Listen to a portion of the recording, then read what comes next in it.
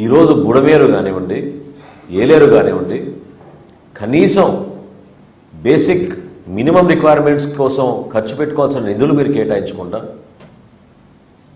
అస్తవ్యస్తంగా వదిలేసి అక్కడ ఉన్న ఇబ్బందుల గురించి మీకు అవగాహన లేక కేవలం రాజకీయ కోణం నుంచే ప్రతి క్షణం మీరు మాట్లాడుతుంటే దాన్ని తీవ్రంగా మనం అందరం కూడా ఖండించాల్సిన అవసరం ఉంది.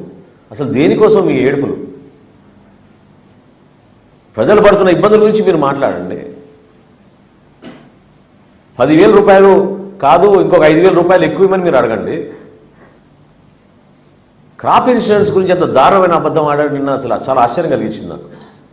స్వయంగా కేంద్ర వ్యవసాయ శాఖ మంత్రి శివరాజ్ సింగ్ చౌహాన్ గారు మొన్న వరద ప్రాంతాలు పర్యటించినప్పుడు ఆయన ప్రెస్ మీట్లో డైరెక్ట్గా చెప్పారు, ప్రధాన్ మంత్రి ఫసల్ బీమా యోజన కింద గత ప్రభుత్వం రూపాయి కూడా చెల్లించలేదు.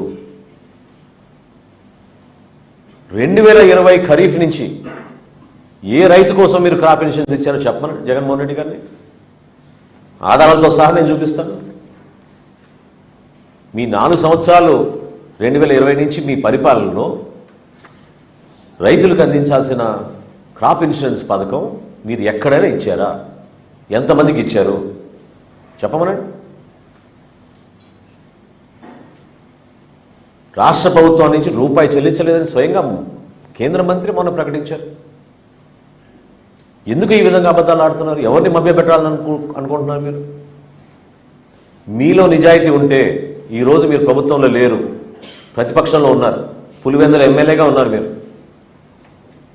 ఒక పార్టీకి అధ్యక్షుడిగా ఉన్నారు. మీరు మీ పార్టీ యంత్రాంగాన్ని మొత్తం కదిలించండి, తీసుకురండి. క్షేత్రస్థాయిలో ప్రభుత్వం అందిస్తున్న వరద సహాయంలో మీరు కూడా రండి, పాల్గొనండి. మీ వంతు మీరు సహాయం చేయండి ఆర్థికంగా.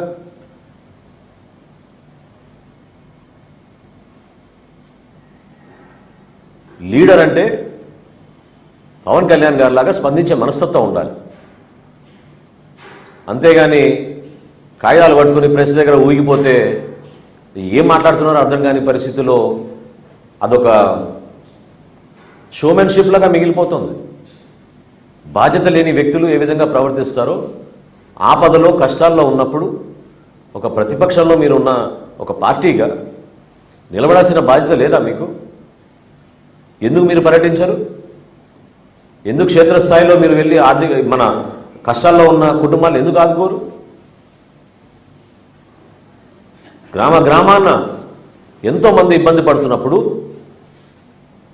ఈ వయసులో మన ముఖ్యమంత్రి గారు చంద్రబాబు నాయుడు గారు ఏ విధంగా ఆదర్శవంతంగా నిలబడి ఆయన కష్టపడ్డారో చూడండి ఒకసారి. మీ పార్టీ నుంచి మీ నాయకత్వం మీరు ఎందుకు క్షేత్రస్థాయిలో పర్యటించారు? ఆలోచించుకోవాలి ఇవన్నీ కూడా. మేము ఒక బాధ్యత గల పార్టీగా మా పార్టీ అధ్యక్షుడు పవన్ కళ్యాణ్ గారు పిలిపిస్తే జన సైనికులు, వీర మహిళలు, మా నాయకులు, శాసనసభ్యులు, పార్లమెంట్ సభ్యులు అందరూ కూడా ఎవరికి వారు ఇది మన బాధ్యత, ప్రజల్ని ఆదుకోవాలి అనే ఒక ఆలోచనతోటి వాళ్ళు చేసిన కార్యక్రమాన్ని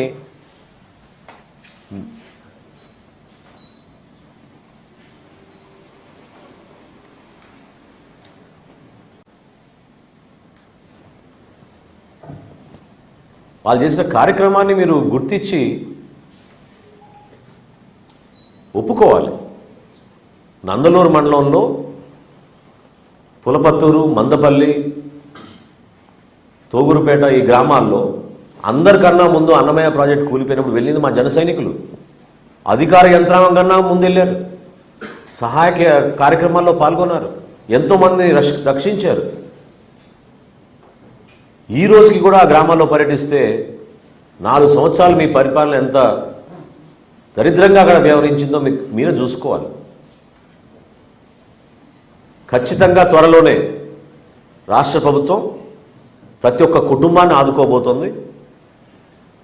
పంట నష్టం జరిగినా, ఆర్థిక నష్టం జరిగినా, ప్రతిరోజు వాళ్ళు పనికి వెళ్ళలేని పరిస్థితిలో ఎంత నష్టపోయారో, ఎంత కష్టపడ్డారో ప్రతిదీ కూడా మానవతా దృక్పథంతో ఆలోచించాలని పదే మా ప్రభుత్వం ఆలోచిస్తోంది.